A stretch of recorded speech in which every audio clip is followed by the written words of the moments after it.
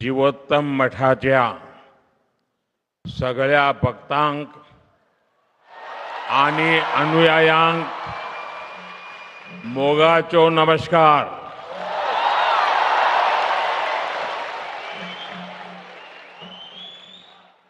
श्री संस्थान गोकर्ण पर्तगाली जीवोत्तम मठ के 24वें महंत श्रीमद विद्याधीश तीर्थ स्वामी जी,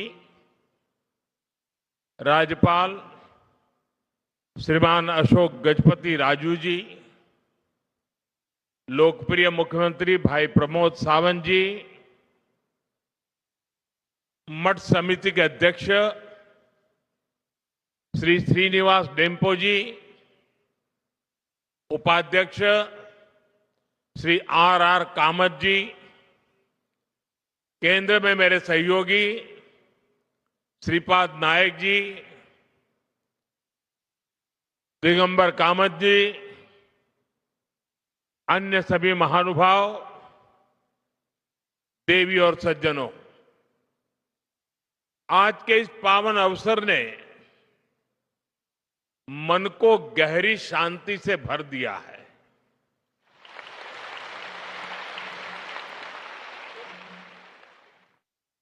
साधु संतों के सानिध्य में बैठना अपने आप में एक आध्यात्मिक अनुभव होता है. यहां उपस्थित श्रद्धालुओं की विशाल संख्या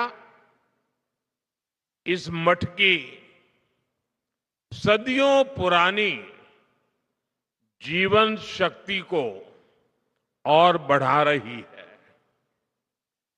मैं अपने आप को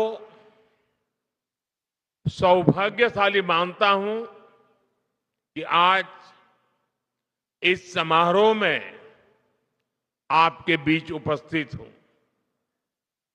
यहां आने से पहले मुझे राम मंदिर और वीर विठ्ठल मंदिर के दर्शन का सौभाग्य मिला.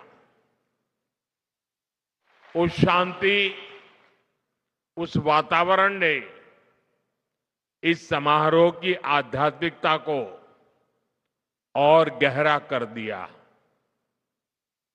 साथियों, श्री संस्थान गोकर्ण पर्तगाली जीवोत्तम मठ अपनी स्थापना की 550वीं वर्षगांठ मना रहा है.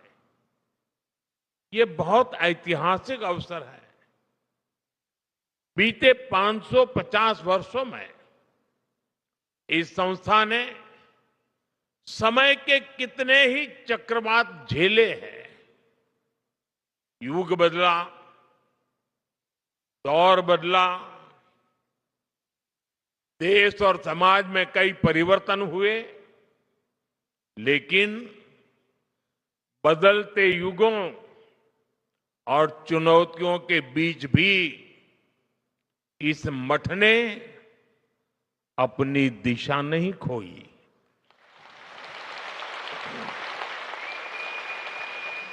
बल्कि ये मठ लोगों को दिशा देने वाला केंद्र बनकर के उभरा,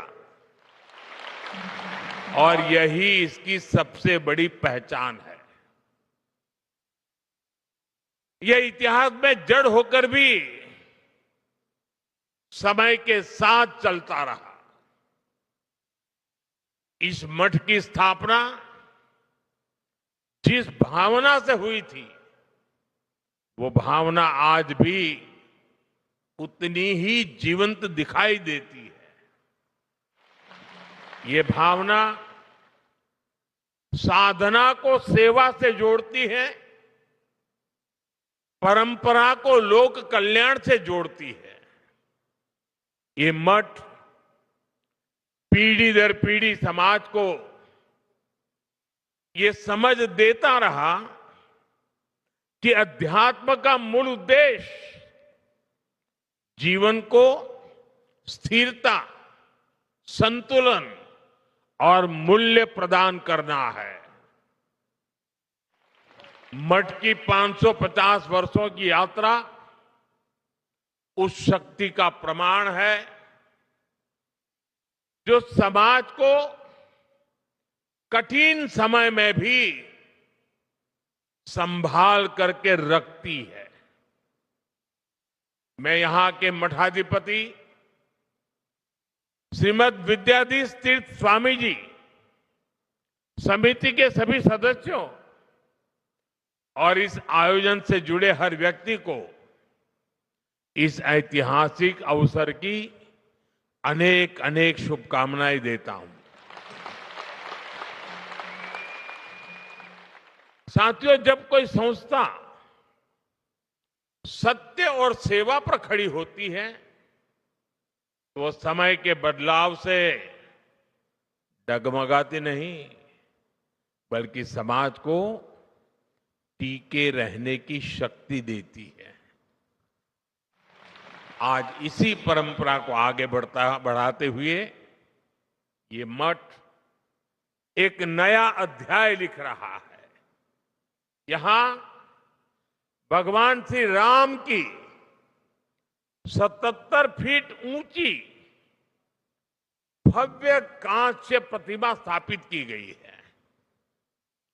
3 दिन पहले ही मुझे अयोध्या के भव्य श्री राम मंदिर के शिखर पर धर्म ध्वज आरोहण का सौभाग्य मिला है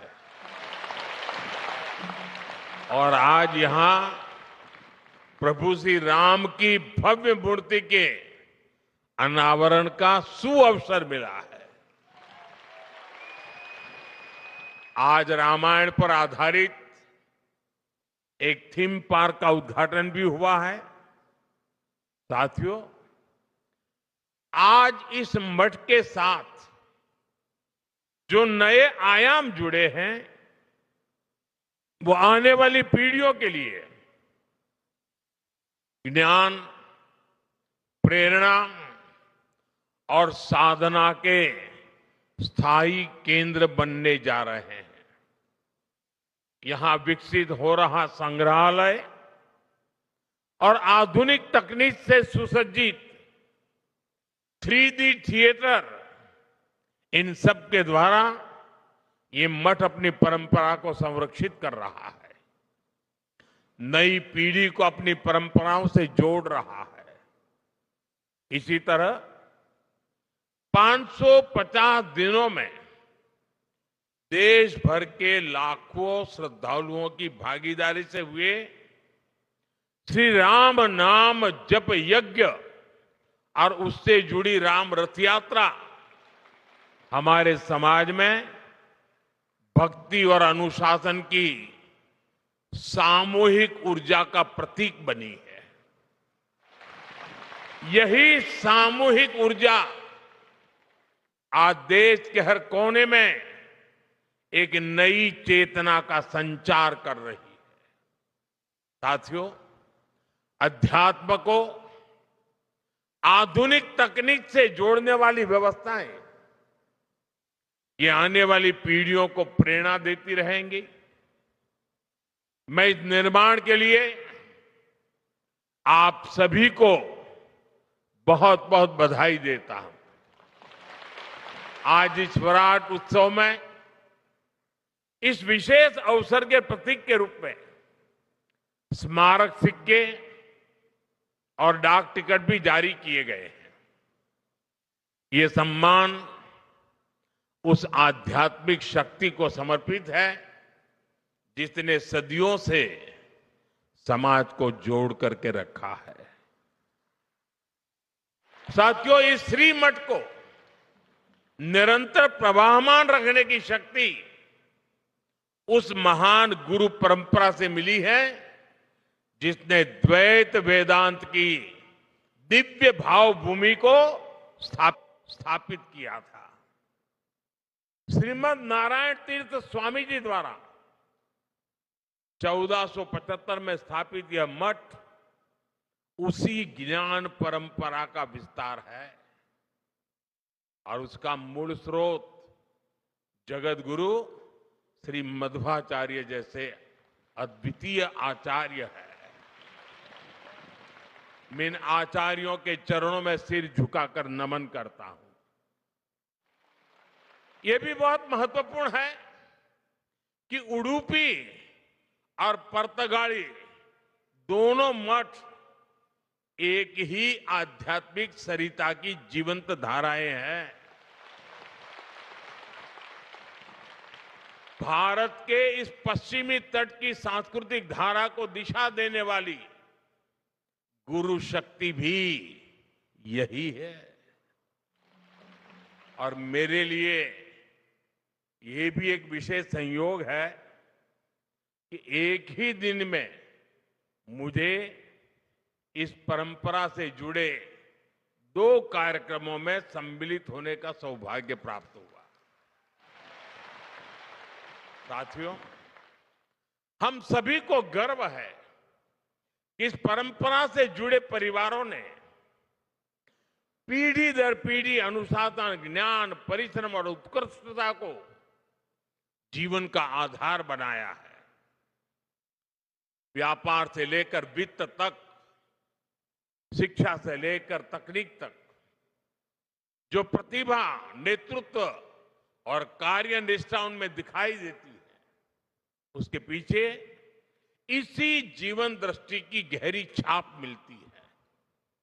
इस परंपरा से जुड़े परिवारों, व्यक्तियों की सफलता की अनेक प्रेरक गाथाएं हैं। उन सब की सफलताओं की जड़ें विनम्रता, संस्कार और सेवा में दिखती है। ये मठ उन मूल्यों को स्थिर रखने वाली आधारशिला रहा है और हमें विश्वास है कि आगे भी आने वाली पीढ़ियों को ये मठ ऐसे ही ऊर्जा देता रहेगा। साथियों, इस ऐतिहासिक मठ की एक और विशेषता का जिक्र आज आवश्यक है। इस मठ की एक पहचान वो सेवा भावना है जिसने सदियों से समाज के हर वर्ग को सहारा दिया है। सदियों पहले जब इस क्षेत्र पर विपरीत परिस्थितियां आई, जब लोगों को अपने घर परिवार छोड़कर नए प्रदेशों में शरण लेनी पड़ी, तब इसी मठ ने समुदाय को सहारा दिया, उन्हें संगठित किया और नए स्थानों पर मंदिरों, मठों, आश्रय स्थलों की स्थापना की। इस मठ ने धर्म के साथ साथ मानवता और संस्कृति की भी रक्षा की। समय के साथ मठ की सेवा धारा और विस्तृत होती गई। आज शिक्षा से लेकर छात्रावासों तक, वृद्ध सेवा से लेकर जरूरतमंद परिवारों की सहायता तक इस मठ ने अपने संसाधनों को हमेशा लोक कल्याण के लिए समर्पित रखा है। अलग अलग राज्यों में बने छात्रावास हो, आधुनिक विद्यालय हो या कठिन समय में लोगों को राहत देने वाले सेवा कार्य, हर पहल इस बात का प्रमाण है कि अध्यात्म और सेवा जब साथ चलते हैं तो समाज को स्थिरता भी मिलती है और आगे बढ़ने की प्रेरणा भी मिलती है। साथियों, ऐसे समय भी आए जब गोवा के मंदिरों और स्थानीय परंपराओं को संकट का सामना करना पड़ा, जब भाषा और सांस्कृतिक पहचान पर दबाव बना, लेकिन ये परिस्थितियां समाज की आत्मा को कमजोर नहीं कर पाई, बल्कि उसे और दृढ़ बनाया। गोवा की यही विशेषता है कि यहां की संस्कृति ने हर बदलाव में अपने मूल स्वरूप को बनाए रखा और समय के साथ पुनर्जीवित भी किया। इसमें पर्तगाली मठ जैसे संस्थानों का बहुत बड़ा योगदान रहा है। साथियों, आज भारत एक अद्भुत सांस्कृतिक पुनर्जागरण का साक्षी बन रहा है। अयोध्या में राम मंदिर का पुनर्स्थापन, काशी विश्वनाथ धाम का भव्य पुनरुद्धार और उज्जैन में महाकाल महालोक का विस्तार, ये सब हमारे राष्ट्र की उस जागरूकता को प्रकट करते हैं जो अपनी आध्यात्मिक धरोहर को नई शक्ति के साथ उभार रही है। रामायण सर्किट, कृष्ण सर्किट, गया जी के विकास कार्य और कुंभ मेले का अभूतपूर्व प्रबंधन, ये सभी उदाहरण बताते हैं कि आज का भारत अपनी सांस्कृतिक पहचान को नए संकल्प और नए आत्मविश्वास के साथ आगे बढ़ा रहा है। ये जागृति भविष्य की पीढ़ियों को अपनी जड़ों से जुड़े रहने की प्रेरणा देती है। साथियों, गोवा की इस पवित्र भूमि का अपना एक विशिष्ट आध्यात्मिक स्वरूप भी है। यहां सदियों से भक्ति, संत परंपरा और सांस्कृतिक साधना का सतत प्रवाह बहता रहा है। ये धरती प्राकृतिक सौंदर्य के साथ साथ दक्षिण काशी की पहचान भी संजोए हुए है। पर्तगाली मठ ने इस पहचान को और गहराई दी है। इस मठ का संबंध कोंकण और गोवा तक सीमित नहीं है। इसकी परंपरा देश के विभिन्न हिस्सों और काशी की पवित्र भूमि से भी जुड़ी हुई है। काशी का सांसद होने के नाते मेरे लिए और भी गर्व की बात है। संस्थापक आचार्य श्री नारायण तीर्थ ने उत्तर भारत की अपनी यात्राओं के दौरान काशी में भी एक केंद्र स्थापित किया था, जिससे इस मठ की आध्यात्मिक धारा का विस्तार दक्षिण से उत्तर तक हुआ। आज भी काशी में उनके द्वारा स्थापित केंद्र समाज सेवा का माध्यम बना हुआ है। साथियों, आज जब इस पवित्र मठ के 550 वर्ष पूरे हो रहे हैं, तब हम इतिहास का उत्सव मनाने के साथ ही भविष्य की दिशा भी तय कर रहे हैं।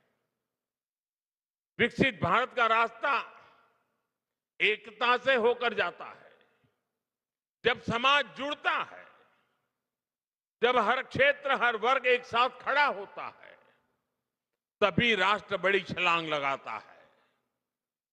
श्री संस्थान गोकर्ण पर्तगाली जीवोत्तम मठ का प्रमुख ध्येय लोगों को जोड़ना, मन को जोड़ना, परंपरा और आधुनिकता के बीच सेतु बनना है। इसलिए विकसित भारत की यात्रा में यह मठ एक प्रमुख प्रेरणा केंद्र की भूमिका में भी है। साथियों, जिनसे मेरा स्नेह होता है, वहां मैं आदरपूर्वक कुछ आग्रह करता हूं। जैसे पूज्य स्वामी जी ने मुझे एक काम दे दिया एकादशी का।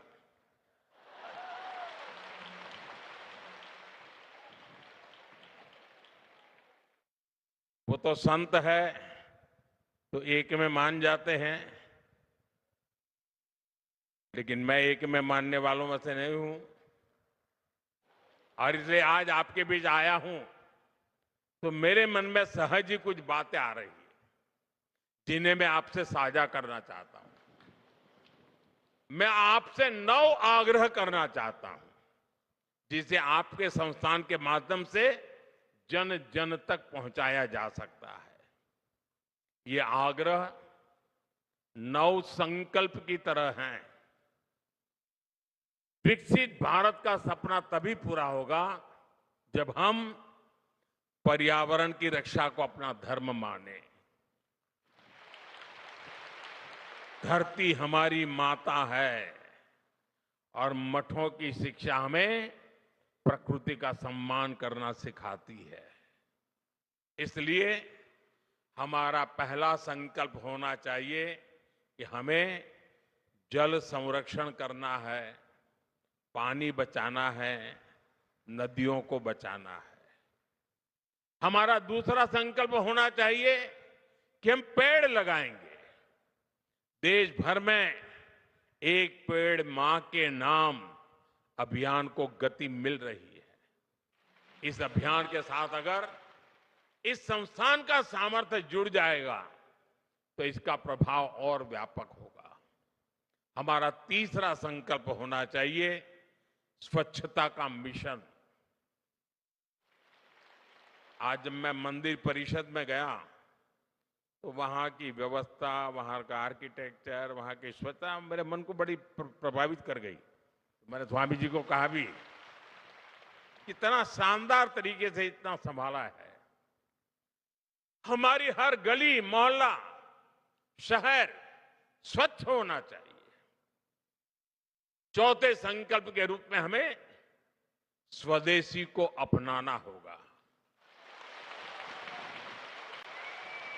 आज भारत आत्मनिर्भर भारत और स्वदेशी के मंत्र पर आगे बढ़ रहा है।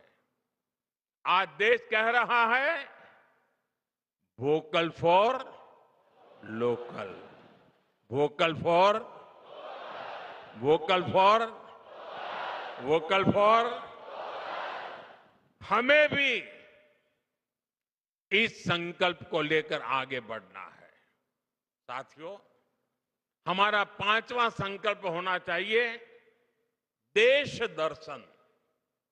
हमें देश के अलग अलग हिस्सों को जानने समझने का प्रयास करना चाहिए। छठे संकल्प के रूप में हमें नेचुरल फार्मिंग को अपने जीवन का हिस्सा बनाना चाहिए। हमारा सातवां संकल्प होना चाहिए कि हम हेल्दी लाइफस्टाइल को अपनाएंगे। हम श्री अन्न मिलेट्स अपनाएंगे और खाने में तेल की 10% मात्रा कम करेंगे। आठवें संकल्प के तौर पर हमें योग और खेल को अपनाना होगा। और नवे संकल्प के रूप में हम किसी ना किसी रूप में गरीब की सहायता करेंगे। अगर एक परिवार भी गोद ले लेना हम, देखते ही देखते हिंदुस्तान का रूप रंग बदल जाएगा। साथियों, हमारे मठ इस संकल्प को जन संकल्प बना सकते हैं। इस मठ का 550 साल का अनुभव हमें बताता है, परंपरा अगर जीवित रहे तो समाज आगे बढ़ता है। और परंपरा तभी जीवित रहती है जब वो समय के साथ अपनी जिम्मेदारी बढ़ाती है।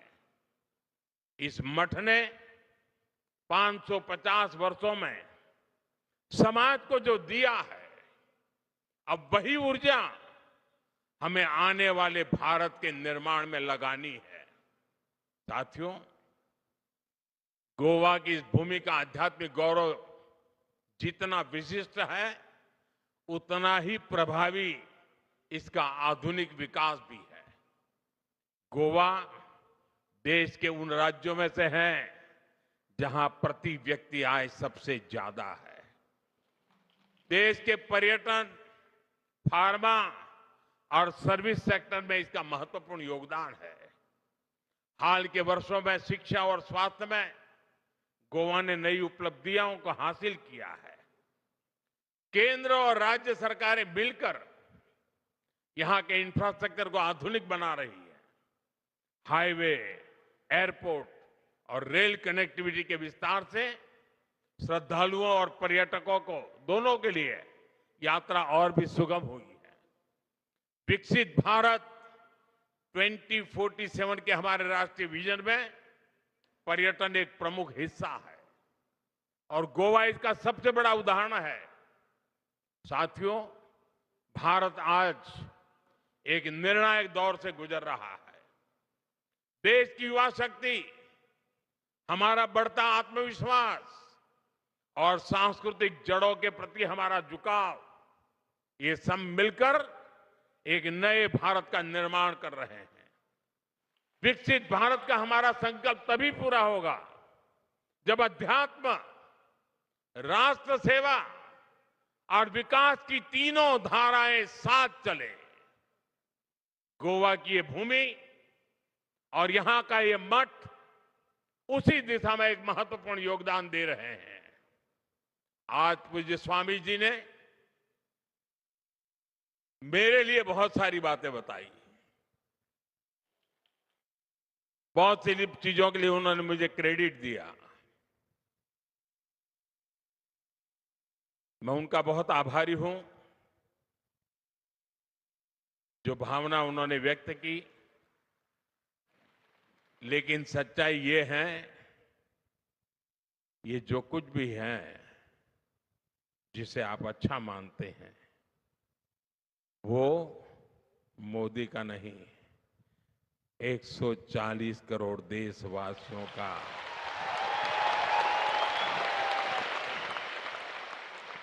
उनका संकल्प, उनका पुरुषार्थ, उसी का परिणाम है और आगे भी अच्छे परिणाम आने ही आने हैं। क्योंकि मेरा 140 करोड़ देशवासियों पर पूरा भरोसा है।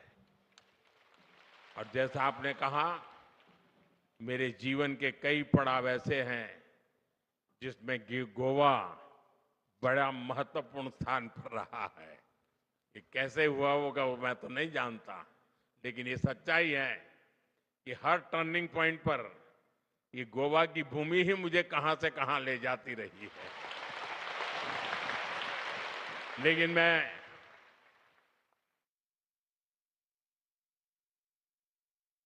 पूज्य संत श्री का बहुत आभारी हूं। उनके आशीर्वाद के लिए मैं एक बार फिर आप सभी को इस पवित्र अवसर पर हृदय से बहुत बहुत शुभकामनाएं देता हूं। बहुत बहुत धन्यवाद।